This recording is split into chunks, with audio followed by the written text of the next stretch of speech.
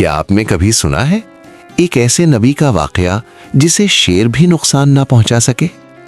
6 صدی قبل مسیح جب بابل کا ظالم بادشاہ بخت نصر یروشلم پر حملہ آور ہوا، ہر طرف آگ، چیخیں اور تباہی تھی۔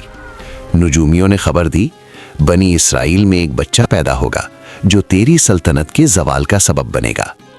حکم صادر ہوا، ہر نومولود بچے کو قتل کر دیا جائے۔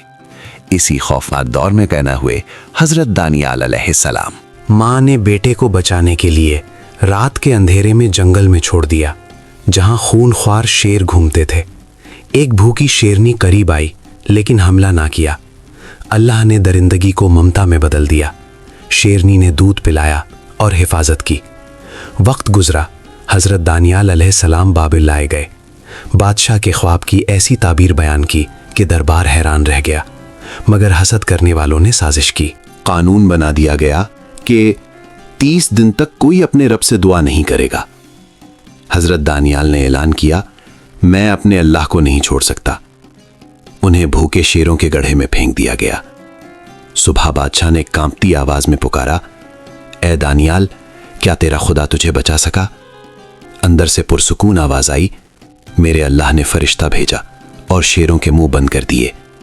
گڑھا کھولا گیا، حضرت دانیال بالکل محفوظ باہر آئے، ایک خراش تک نہ تھی۔ یاد رکھیں، جو اللہ پر کامل یقین رکھتا ہے، اللہ اسے کبھی تنہا نہیں چھوڑتا۔ اگر آپ کو ایسی ایمان افروز سچی کہانیاں پسند ہیں تو ویڈیو کو لائک کریں اور چینل کو سبسکرائب کریں تاکہ اگلا سبق آموز واقعہ آپ تک سب سے پہلے پہنچے۔